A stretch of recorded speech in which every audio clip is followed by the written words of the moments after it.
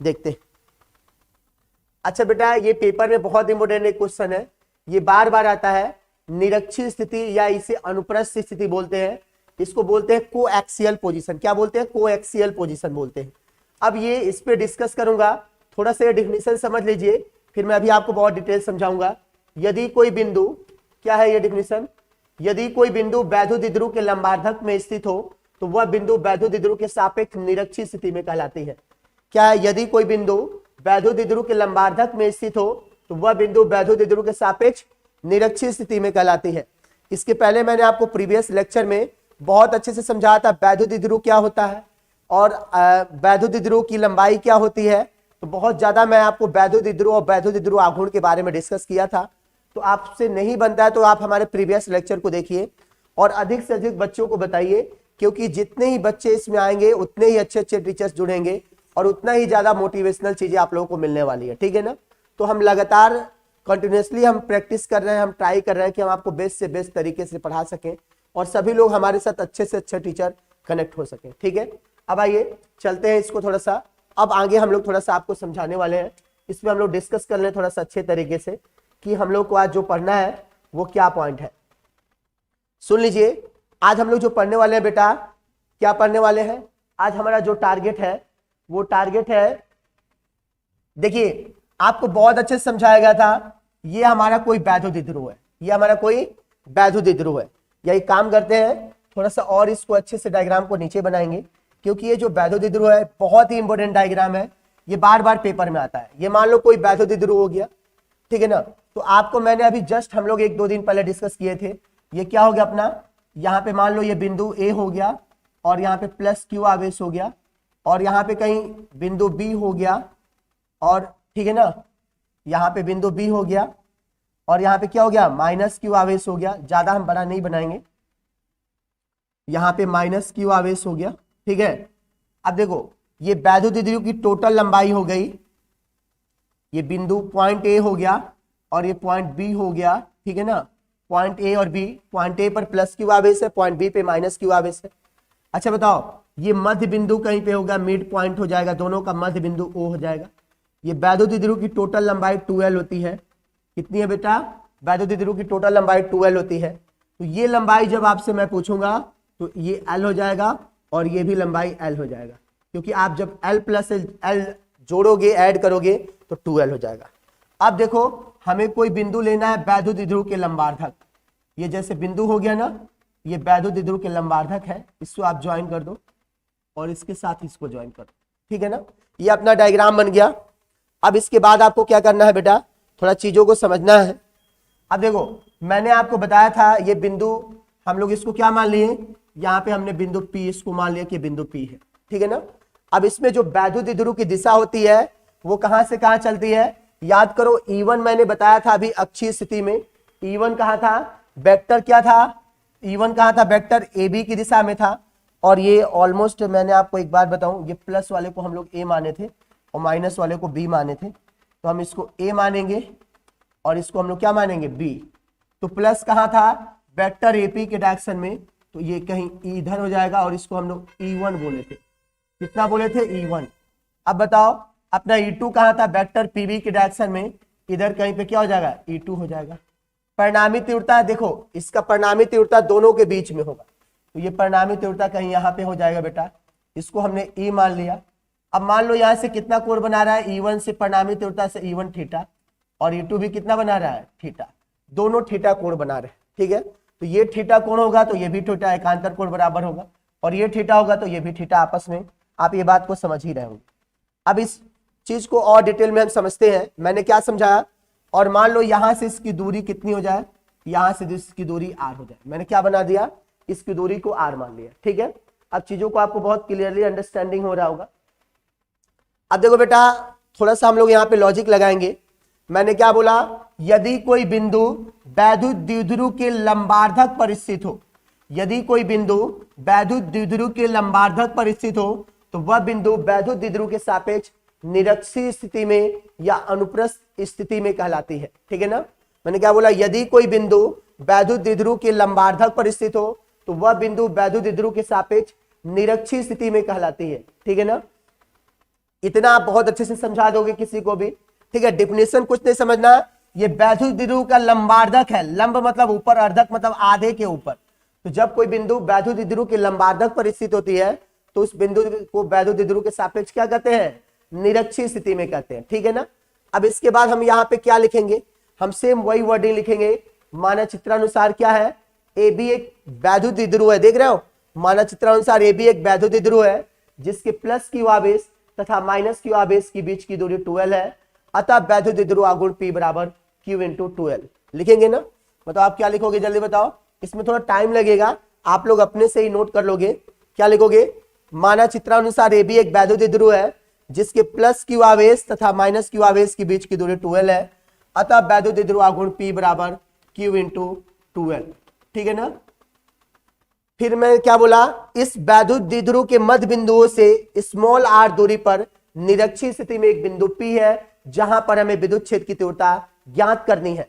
बेटा ये चीजें मैं आपको इतने अच्छे से समझाऊंगा, केवल आपको कॉपी पेन लेके एक नोट्स बनाना है अपने से, ठीक है ना। मैंने क्या बताया, इस वैद्युत द्विध्रुव के मध्य बिंदुओं से स्मॉल r दूरी पर निरक्षीय स्थिति में एक बिंदु P है जहां पर हमें विद्युत क्षेत्र की तीव्रता ज्ञात करनी है। अब इसके बाद क्या करेंगे बताओ, बिंदु ए पर प्लस क्यू आवेश के कारण बिंदु P पर तीव्रता क्या लिखेंगे बताओ। इसके बाद जस्ट क्या लिखते हैं हम लोग, बिंदु ए पर प्लस क्यू आवेश के कारण, बिंदु ए पर प्लस क्यू आवेश के कारण बिंदु P पर तीव्रता, कारण बिंदु P पर तीव्रता, बिंदु P पर तीव्रता हम लोग निकाल रहे हैं किसके, बिंदु ए पर प्लस क्यू आवेश के कारण बिंदु P पर तीव्रता। E1 बराबर क्या हो जाएगा जल्दी बताइए, 1/4 पाई एप्सिलॉन 0 Q अपॉन क्या हो जाएगा AP स्क्वायर, क्या हो जाएगा AP स्क्वायर। कोई दिक्कत इसमें नहीं है ना। A से P पर तीव्रता निकालेंगे तो तीव्रता के लिए formula 1/4 pi epsilon not Q upon क्या हो जाएगा AP स्क्वायर। देख रहे हो, ये दोनों जो AP और PB परिमाण में बराबर है किंतु इनकी दिशाएं भिन्न है, विपरीत नहीं बोलेंगे। विपरीत का मतलब होता है एक इधर है तो एक इधर है, ये विपरीत है। और भिन्न का मतलब होता है कि इनके बीच का कोण 180 डिग्री नहीं होगा, ठीक है ना। तो देख रहे हो E1 और E2 दोनों क्या है, देखो जितना E1 E2 है उतना ही E1 है, क्योंकि ये समबाहु त्रिभुज बन रहा है, इसकी भुजाएं बराबर होंगी। तो समबाहु त्रिभुज की जो भुजाएं बराबर होगी तो क्या हो जाएगा, जितना पर E1 और E2 परिमाण में जरूर बराबर है किंतु ये भिन्न दिशाओं में कार्यरत है। E1 जिधर है उसके क्या है भिन्न दिशा में E2 है, ठीक है ना। तो अब एक बात बताइए बेटा, जब ये दोनों भिन्न दिशा में कार्यरत है, ठीक है ना, एक बार आप लोग मैसेज करते रहिए कि हाँ सर आपका एकदम कोई भी ब्लर नहीं आ रहा कुछ भी, ठीक है ना। सभी बताइएगा आप लोग कि कुछ ब्लर तो नहीं आ रहा है, मेरी वॉइस एकदम क्लियरली आ रही है कि नहीं, और क्लियरली आ रही है तो हम लोग चलते हैं इस पर थोड़ा सा डिस्कस करते हैं, ठीक है।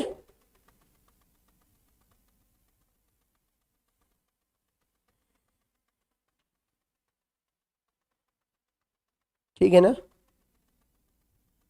ठीक है, चलिए सब क्लियर है, बहुत अच्छी बात है, ऐसे ही आप लोग समझिए, ठीक है। चलिए अब आते हैं यहां पे समझते हैं अब क्या हो जाएगा बताओ। इसके बाद हम लोग क्या करेंगे, सेम इसी तरह बेटा, यदि हमसे कोई बोलेगा तो हम लोग निकालेंगे ना बिंदु बी पर, इसी तरह क्या हो जाएगा जल्दी बताओ, बिंदु बी पर माइनस क्यू आवेश के कारण, बिंदु बी पर माइनस क्यू आवेश के कारण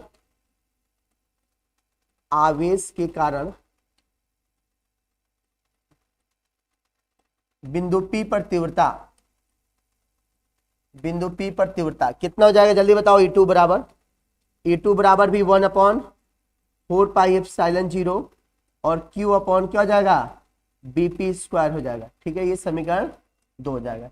इसकी तीव्रता कहाँ हो जाएगी यदि कोई पूछेगा तो, वेक्टर PB की दिशा में। कहाँ होगी इसकी दिशा, वेक्टर PB की दिशा में। यदि कोई पूछेगा तो आप बता देना वेक्टर PB की दिशा में।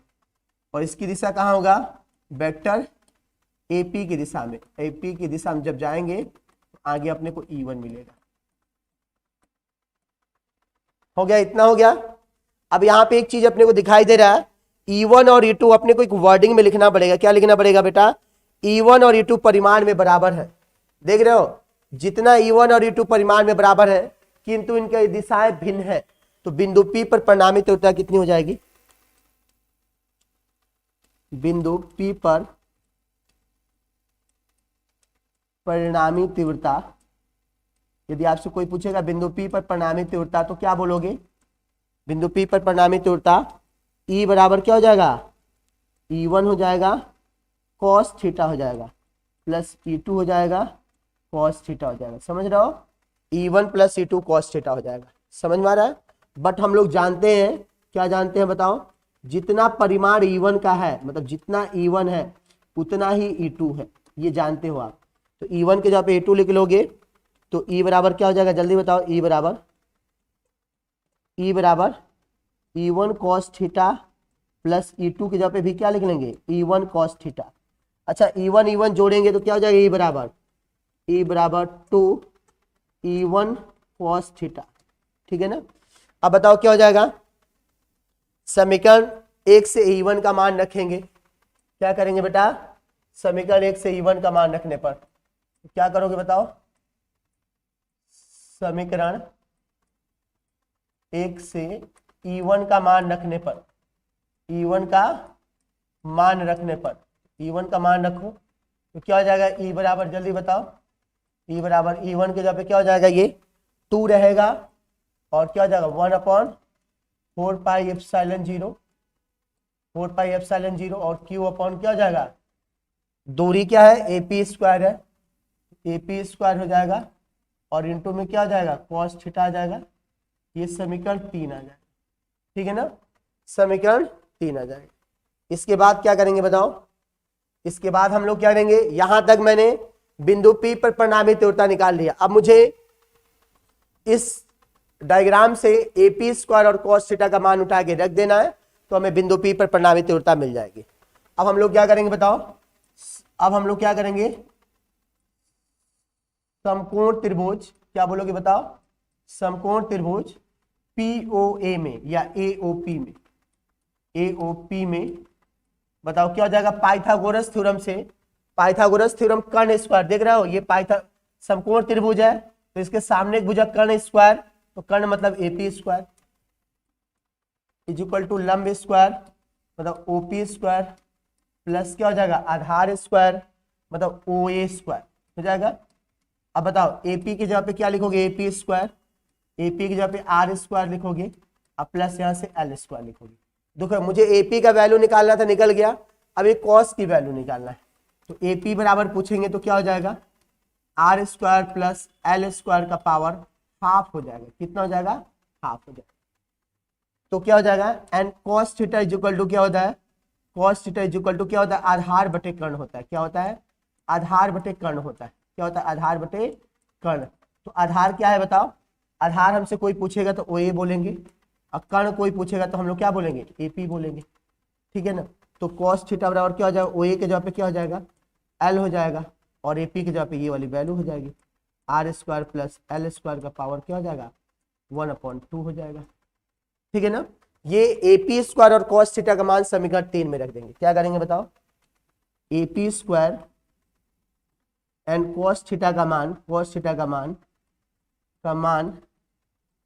समीकरण 4 में रखने पर, समीकरण 3 में रखने पर, सॉरी समीकरण 3 में रख दो ये दोनों वैल्यू, तो क्या हो जाएगा? E बराबर, जल्दी बताओ। E बराबर 2 हो जाएगा 1/4 पाई एप्सिलॉन 0 हो जाएगा। ठीक है? और Q अपॉन AP के जगह पे क्या हो जाएगा? R square plus L square हो जाएगा और यहाँ पे क्या हो जाएगा? L अपॉन क्या हो जाएगा बताओ? R square plus L square का पावर क्या हो जाएगा? हाफ हो जाएगा। ठीक है? अब इसको इंटू करवा दो तो E बराबर क्या हो जाएगा? जल्दी बताओ। 1/4 पाई एप्सिलॉन 0। ठीक है? अब देखो ये Q इंटू 12 को एक साथ लिख लो, Q इंटू 12 को एक साथ लिख लो। आधार समान है, घातें जुड़ जाएंगी। R square plus L square का पावर कितना हो जाएगा? 3/2 हो जाएगा। ठीक है ना? और इसके जगह पे P लिख देते हैं ना, इतना इज इक्वल टू P होता है, बहुत अच्छे से बताया गया है।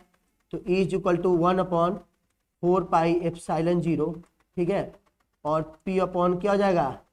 P upon R square plus L square का पावर 3/2 हो जाएगा। ठीक है, इतना हो गया। अब एक बात बताओ, यहां तक हम लोग निकाल दिए, इसको इक्वेशन क्या बोलेंगे, 4 बोलेंगे। क्या बोलेंगे, इक्वेशन 4 हम निकाल दिए। यहां तक किसी बच्चे को दिक्कत नहीं होगा। यदि किसी बच्चे को दिक्कत है तो बताइएगा। Pathak ji good evening. ठीक है, आइए अब समझते हैं इसके बाद। अब ये बताइए, समीकरण में मैंने बताया था ना आपको, वैद्युत बहुत छोटी राशि, ये जो वैद्युत है बहुत छोटा होता है। इसका लंबाई जब आधा करोगे तो एल और भी छोटा हो जाएगा, और उसका जब वर्ग कर दोगे तो ये नहीं के बराबर नगण्य हो जाएगा, बहुत छोटी क्वांटिटी हो जाएगी। वैद्युत दो समान परंतु प्रकृति में विपरीत आवेश को अल्प दूरी पर रखने से जो बना निकाय होता है वैद्युत कहते हैं। उसकी लंबाई 12 होती है, लेकिन उसकी लंबाई जब आधा कर दोगे तो ये और भी छोटी हो जाएगी। ठीक है ना, तो हमारे वैद्युत आघूर्ण क्या मिल जाएगा, जल्दी बताओ। हमारे पास वैद्युत आघूर्ण यदि हम क्या मान लेंगे, यहाँ पे एक पॉइंट मानेंगे, यदि L is less than R हो तो, यदि L is less than R हो तो, L बहुत छोटा हो R से। ठीक है ना, तो बताओ समीकरण 4 से क्या लिखोगे, जल्दी बताओ। समीकरण 4 से क्या लिखोगे, E इज इक्वल टू 1/4πε0 और P अपॉन, देखो ये 0 हो गया तो ये R स्क्वायर का पावर क्या हो जाएगा, 3/2 हो जाएगा। क्या हो जाएगा, R स्क्वायर का पावर 3/2। ये 2 से 2 कट जाएगा, मतलब E बराबर क्या हो जाएगा, 1/4πε0 अब P अपॉन क्या हो जाएगा, R³ हो जाएगा। ये समीकरण क्या बन जाएगा, 5। इसका मात्रा कोई पूछेगा न्यूटन पर कूलाम हो जाएगा। ठीक है ना, इसमें कोई दिक्कत नहीं होगी आपको। अब एक बात बताइए, यदि ये जो समीकरण 5 आ रहा है यही निरक्षीय स्थिति में तीव्रता है, क्या है, यही निरक्षीय स्थिति में तीव्रता है। ये बार बार पेपर में आता रहता है बेटा। क्या पूछता है कि वैद्युत के निरक्षीय स्थिति में तीव्रता ज्ञात कीजिए, तो आप किसी भी बच्चे को बहुत अच्छे से क्या कर सकते हो, निरक्षीय स्थिति में तीव्रता बता सकते हो, इसमें कोई डाउट नहीं होगा। यदि आपको कोई भी डाउट हो तो बताइए, बहुत इजी डेरिवेशन है, मैंने आपको बहुत अच्छे से इसको समझा दिया। सभी को क्लियर है तो चलें, ठीक है ना। Raghu good evening. रघु बताओ समझ में आया, रघु जल्दी बताओ समझ में आ रहा है। जितने भी लोग हो, किसी को कहीं दिक्कत है तो आप मुझसे पूछिए, जल्दी बताइए, क्योंकि जब मुझे बताएंगे तभी मैं समझ पाऊंगा। वैसे तो अभी सब बच्चे यही बोल रहे हैं कि समझ में आ रहा है। यदि कहीं भी आपको दिक्कत है तो आप मुझे बताइए कि मैं आपको समझा सकूं, ठीक है ना। मेरे को लगता है कि आपको कहीं दिक्कत है नहीं, ठीक है। पाठक जी यदि कोई दिक्कत हो, किसी को भी हो, पाठक जी हमेशा आग से ही निकलते हैं, क्योंकि ये जब भी कुछ मैसेज करते हैं उसमें 2 आग का गोला जरूर होता है। लगता है इनके दिल में कोई आग लगा है कि मतलब एकदम पढ़ाई का एकदम जुनून है कि पढ़ना है, ठीक है ना। चलिए अब चलते हैं। यहां तक किसी को दिक्कत है, किसी भी बच्चे को दिक्कत है तो बताइए, ठीक है। मुझे उम्मीद है कि आप किसी को दिक्कत नहीं है। यदि किसी को भी दिक्कत हो तो बताइए, बार बार मैं पूछ रहा हूं, ठीक है। पढ़ा कम रहे हम, पूछ ज्यादा रहे कि बच्चे दिक्कत हो तो बता दो, ठीक है ना। चलो हो गया, कोई बात नहीं है, आ गया होगा, ठीक है ना। तो ये हमारा क्या हो गया, मैंने फिर एक बार मैं समझा दूं, बहुत इजी है, इस डेरिवेशन को एक बार करिएगा। यदि समझ में नहीं आए तो आप मुझे कमेंट करके बताइएगा। अगेन मैं एक बार आपको रिपीट करूंगा, ठीक है ना। ठीक है, कोई दिक्कत हो, पढ़ाई की आग तो लगनी चाहिए पाठक जी, पढ़ाई की आग लगनी चाहिए। पढ़ाई के लिए तो ही सब कुछ हम लोग कर रहे हैं, आप भी कर रहे हो, हम भी कर रहे हैं। चलिए अब इसको मैं इरेज करता हूं। किसी भी बच्चे को कोई दिक्कत हो तो बताइएगा, वैसे दिक्कत नहीं होनी चाहिए, ठीक है ना। अब आइए हम चलते हैं, अब इस पे डिस्कस करते हैं। आइए अब हम लोग इस पे डिस्कस करते हैं, ठीक है ना। अब इसको मैं इरेज कर रहा हूं, ऐसे आपको समझ में आ गया होगा, ठीक है ना। अब हम लोग क्या करने वाले हैं, नेक्स्ट जो आज हमारा पॉइंट है, वैद्युत द्विध्रुव की अक्षीय स्थिति और निरक्षीय स्थिति में तीव्रताओं की तुलना करने वाले। आज हमारा जो पॉइंट है क्या है, वैद्युत द्विध्रुव की अक्षीय स्थिति और निरक्षीय स्थिति में तीव्रताओं की तुलना। ये भी याद रखिएगा, स्पष्ट है कि वैद्युत द्विध्रुव आघूर्ण की निरक्षीय स्थिति में विद्युत क्षेत्र की दिशा अक्ष की दिशा से ऋण से धनावेश की ओर होता है। कहां से होता है, धन से ऋण आवेश की ओर होता है। और अक्षीय स्थिति में तीव्रता ऋण से धन होता है, और निरक्षीय स्थिति तीव्रता धनावेश से ऋणावेश की ओर होता है। आ जाओ, ये बहुत इंपॉर्टेंट पॉइंट है, आज हमें ये पढ़ना है। वैद्युत द्विध्रुव के कारण अक्षीय और निरक्षीय स्थिति में तीव्रताओं की तुलना, ये आज हमको पढ़ना है और इस पे हम लोग डिस्कस करते हैं, ठीक है ना। चलिए, चूंकि अब हम लोग मतलब अभी ऑनलाइन है, आप समझ ही रहे हैं, तो हम लोग ज्यादा ये नहीं कर सकते हैं। चलिए आइए चलते हैं। अच्छा बताइए, हमारा आज का टारगेट क्या है? अक्षीय और निरक्षीय स्थिति में तीव्रताओं की तुलना। क्या है आज अपना टारगेट? अक्षीय और निरक्षीय स्थिति में तीव्रताओं की तुलना। तो हम जानते हैं ना कि किसी छोटे द्विध्रुव से किसी छोटे द्विध्रुव से r दूरी पर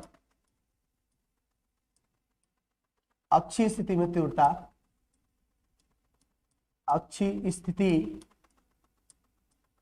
में तीव्रता, छोटे द्विध्रुव से अक्षीय स्थिति में तीव्रता कितनी होती है? किसी छोटे द्विध्रुव से अक्षीय स्थिति में तीव्रता, जल्दी बताओ। E बराबर 1/4πε0 2p/r³, ये अक्षीय स्थिति में तीव्रता होती है, ठीक है ना। तथा उतनी ही दूरी पर निरक्षीय स्थिति में तीव्रता, निरक्षीय स्थिति, उतनी ही दूरी पर निरक्षीय स्थिति में तीव्रता कितनी होती है? अभी मैं निकाला हूं, मान लो A dash is equal to 1/4πε0 और क्या हो जाएगा? p/r³, ये निरक्षीय स्थिति में तीव्रता हो गई, ठीक है ना। अभी मैं ये निकाला हूं दोनों, तो बताओ क्या करेंगे? समीकरण 1 में 2 का भाग दिला दो, समीकरण 1 भागे समीकरण 2 से। तो देखो, जब तीव्रता निकालनी है, तुलना करनी है, तो हम लोग भाग दे देंगे, तो क्या हो जाएगा बताओ? E/E dash. E डैश क्या है? निरक्षीय स्थिति में तीव्रता। E क्या है? अक्षीय स्थिति में तीव्रता है, मतलब क्या हो जाएगा? 1/4πε0 और 2p अपॉन क्या हो जाएगा? r³ अपॉन क्या हो जाएगा? 1/4πε0 और क्या हो जाएगा? p/r³ हो जाएगा, ठीक है ना। या E बटे क्या हो जाएगा? E डैश निकालोगे आप, तो ये सब कैंसिल हो जाएगा, केवल ऊपर 2 बचेगा, देख रहे हो। 1/4πε से ये कैंसिल हो जाएगा, इससे ये p से p हो जाएगा, r³ से r³, तो ऊपर केवल 2 बचेगा, ठीक है ना। अब यदि इसको हम इतना लेते जाएं तो E इज इक्वल टू क्या बचेगा? 2E dash. क्या बचेगा? E is equal to 2E dash, या हम इसे क्या लिखेंगे? E dash is equal to E/2 लिख सकते हैं। क्या लिख सकते हैं? या तो हम इसे ये लिख सकते हैं, या तो हम इसे क्या लिख सकते हैं? ये लिख सकते हैं, दो बात। अच्छा ये बताओ क्या स्पष्ट है? यहाँ पे एक बात स्पष्ट हो रहा है ना कि जो अक्षीय स्थिति में तीव्रता होती है, अक्षीय स्थिति में तीव्रता होती है, निरक्षीय स्थिति की तीव्रता के लगभग 2 गुनी होती है, या निरक्षीय स्थिति में जो तीव्रता होती है अक्षीय स्थिति की तीव्रता के लगभग आधी होती है। क्या स्पष्ट है? बताओ। अतः स्पष्ट है कि अक्षीय स्थिति में तीव्रता निरक्षीय स्थिति में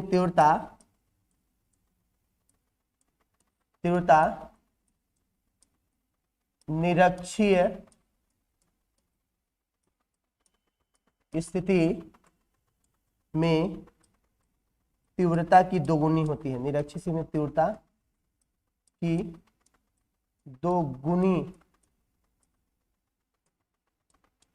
होती है, ठीक है ना। अपने को क्या स्पष्ट हो गया कि अक्षीय स्थिति में जो तीव्रता होती है निरक्षीय स्थिति की तीव्रता की क्या होती है?